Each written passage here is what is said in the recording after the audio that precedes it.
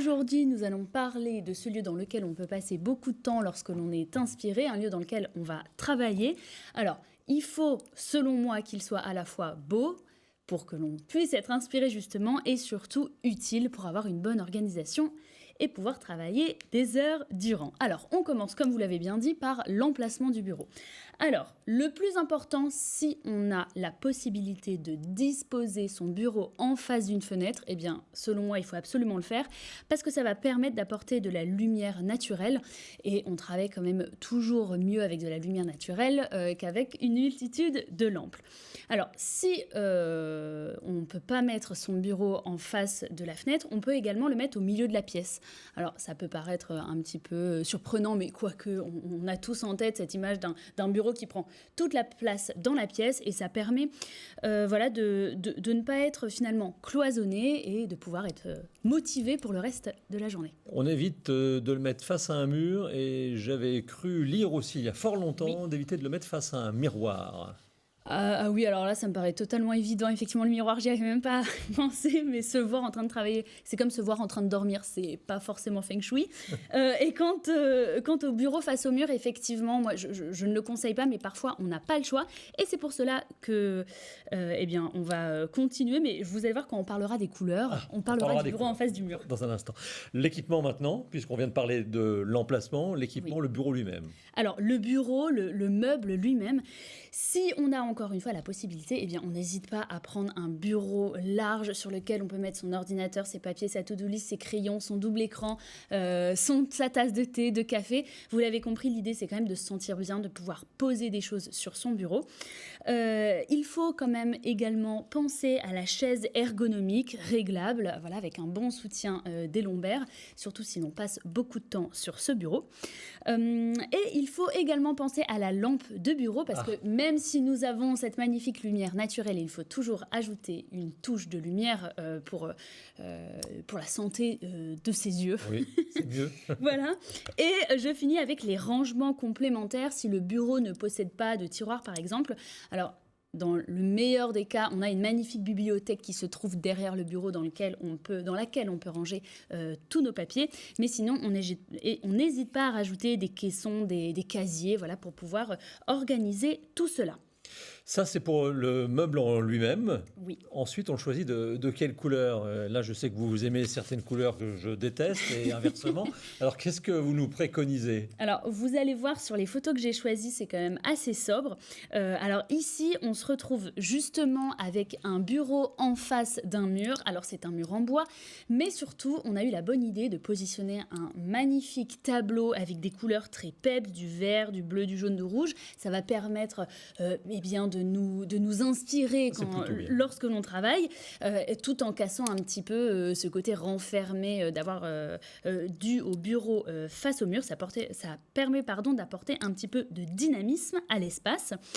Et ensuite, alors, si on veut rester un petit peu plus calme, moi je préconise les tons neutres, le blanc, le beige, le gris pour faciliter la concentration. Et sur cette photo, il y a quelque chose que j'adore. Si vous regardez bien, il y a une multiprise. Elle n'est pas blanche, alors elle est en plastique, mais voilà, c'est pas du tout la multiprise que l'on voit partout. Elle est colorée, elle est de couleur verte.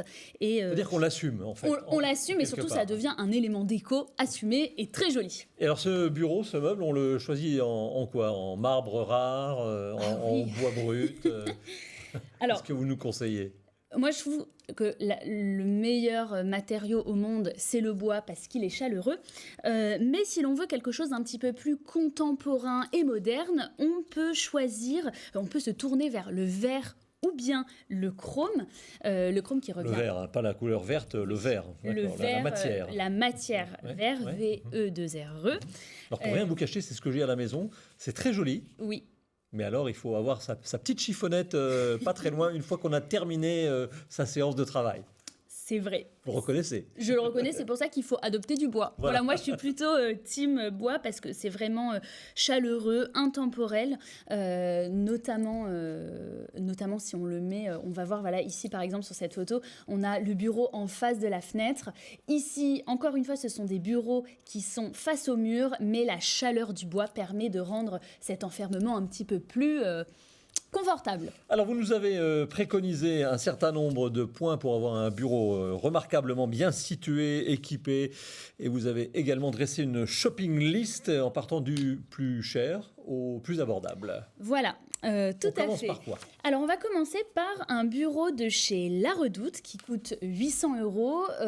Alors, c'est sûr, c'est un petit budget, mais je trouve qu'il est quand même vraiment canon. On a ce métal tubulaire qui nous fait vraiment penser aux années 70. C'est une réédition, ça. C'est clairement une C'est réédition. vraiment une inspiration de ces années-là.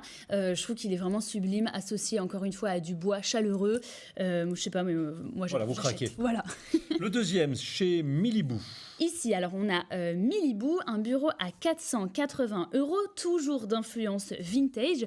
Alors ici, l'accent, il est vraiment mis sur la chaleur du bois avec une jolie forme arrondie. Ça reste un bureau vraiment très simple.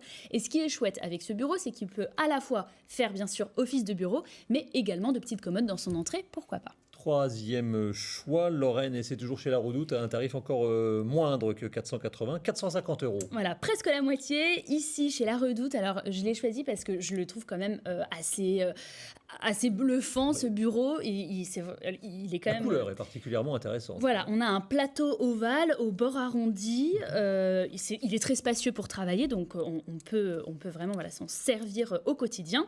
Et surtout, il ajoute une touche déco très forte avec ce plateau en verre. Ce plateau vert, pardon. VERT. Voilà, Oui. je m'embrouille. Ces pieds qui sont cylindriques. Voilà, il est très, très chaleureux, convivial et un brin rétro. Oui, un brin rétro. Allez, on continue. Il ne nous reste plus beaucoup de temps. Maison du Monde. Alors ici, chez Maison du Monde, on a un bureau à 449 euros avec un plateau rectangulaire. Alors il est vraiment très simple, mais je voulais quand même vous le présenter parce que je pense qu'il peut s'intégrer absolument dans toutes les décos. Et puis alors, un site que je ne connaissais pas, de Mazie. Alors de Mazie, qui est un site que j'adore, qui propose vraiment de la décoration abordable. Ici, on a un bureau en verre VE2RE qui est teinté et fait ambré, que je trouve magnifique avec des petites touches de chrome sur les côtés. Ça permet d'ajouter facilement du design chez vous.